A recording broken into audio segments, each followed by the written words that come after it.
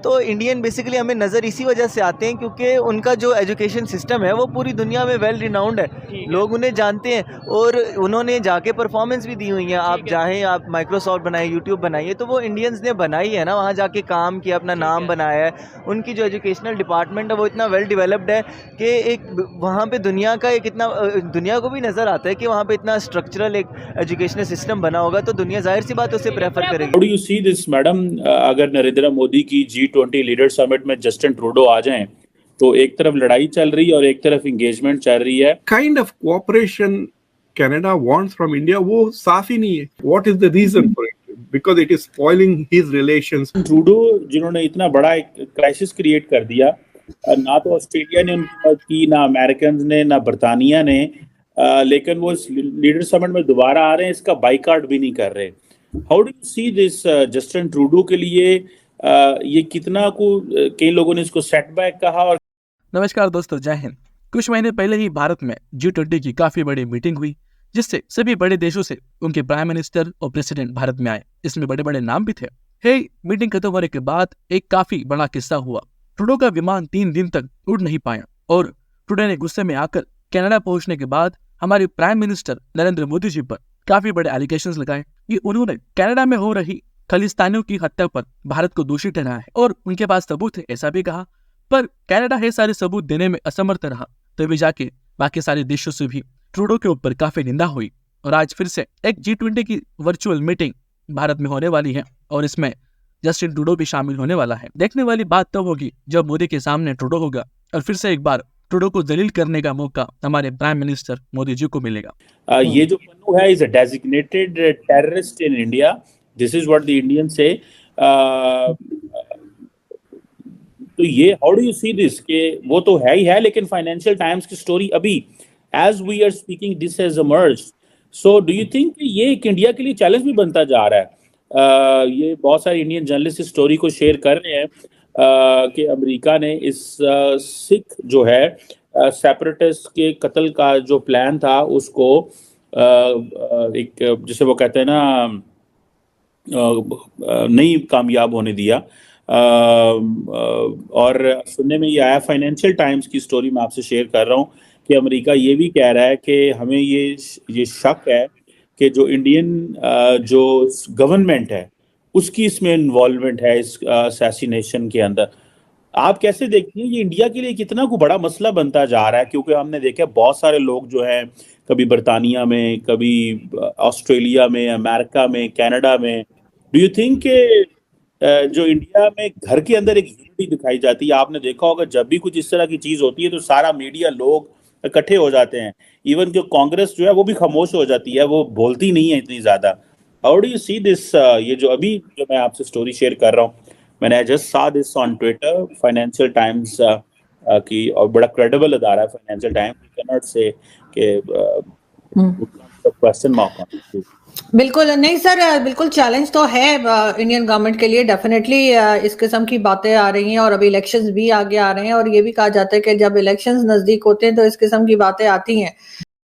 खालिस्तान में यानी कनाडा में आतंकवाद फैलाने वाला पन्नू, इसको हमारे खुफिया एजेंसीज कई दिनों से प्लान कर रही है पकड़ने का। और आज ही खबर आती है कि अमेरिका में जब पन्नू था तो वहां पे हमारे जासूसों ने उसे मारने का प्लान बनाया, पर यूएस ने बीच में टांग दड़ा दी और इस मिशन को फेल कर दिया। और वहां के मीडिया ने इसको काफी बड़ा चढ़ाकर प्रिंट किया है और फिर से एक बार भारत के ऊपर उंगली उठी है। ऐसे खालिस्तानी आतंकवादियों को अच्छे से सबक सिखाना चाहिए और हम भारतवासियों को ये काफी अच्छी तरीके से आता है। आज न कल इस काम को अंजाम दिया ही जाएगा। जो व्यक्ति कनाडा में बैठकर वहां पर लोगों को भड़काता है भारत के खिलाफ और भारत में भारतीयों के खिलाफ लोगों को भड़काकर अशांति पैदा करता है। बात करें अभी खबर के मुताबिक टेस्ला जो कि एक बहुत बड़ी कंपनी है एलन मस्क की कार्स के हवाले से, उन्होंने इंडिया में $2 बिलियन की इन्वेस्टमेंट का ऐलान किया है कि भाई वो स्पेयर पार्ट्स और ये चीज़ें करेंगे। हमारे यहाँ पे क्यों नहीं आ रहे आपके ख्याल? बेसिकली भाईजान बात इस तरह है कि हमारे पाकिस्तान में जो हमारी हुकूमत है वो बेसिकली टिकती नहीं है।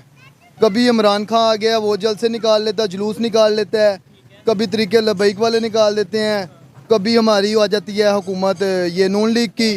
मतलब स्टेबिलिटी नहीं है किसी को, नहीं है वो इधर, इस वजह से कोई इन्वेस्टर टिकता नहीं है। वो डरता है कि यार इधर अगर हम इन्वेस्टमेंट करेंगे तो पता नहीं क्या हो जाएगा।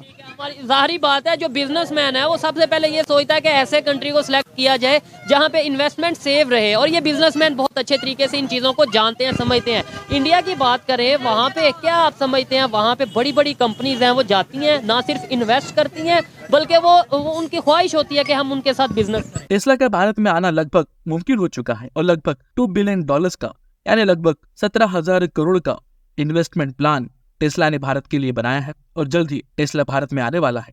ये खबर सुनते ही पाकिस्तानियों को काफी मिर्ची लगती है। कुछ महीने पहले ही 2 बड़े स्टोर एप्पल ने भारत में खोले हैं, उसके बाद अब टेस्ला और दुनिया के सारे आईफोन बन रहे हैं इंडिया में। ये देखकर पाकिस्तानी बौखला गए हैं। पाकिस्तान में एक सुई भी नहीं बनती और भारत में इतने बड़े बड़े ब्रांड्स आ रहे हैं और हम उसे एक्सपोर्ट भी करते हैं। ये देखकर पाकिस्तानी जल उठे।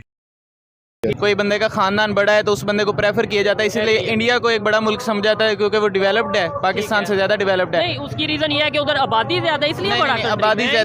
ज्यादा नहीं है, उसकी गवर्नमेंट पावरफुल है। उसकी गवर्नमेंट पावरफुल होने की वजह से उधर के लोगों को प्रेफर किया जाता है। अगर इस्लामिक निज़ाम आ जाएगा, सूद का सिस्टम खत्म हो जाएगा, ये तो पहले नंबर पे हमें सारे बैंक बंद करने पड़ेंगे।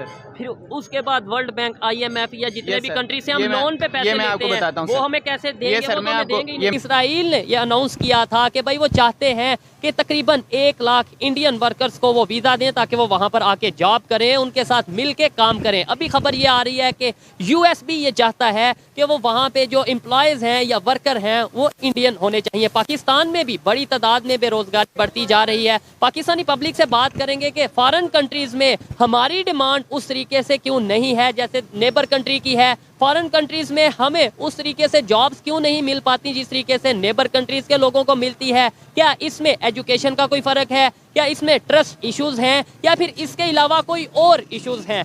पाकिस्तान के स्टूडेंट्स हमारे इंडियन टीचर्स पे डिपेंड है। हमारे इंडियन टीचर्स यूट्यूब पर काफ़ी फेमस है और काफ़ी अच्छी तरीके से और फ्री में पढ़ाते हैं।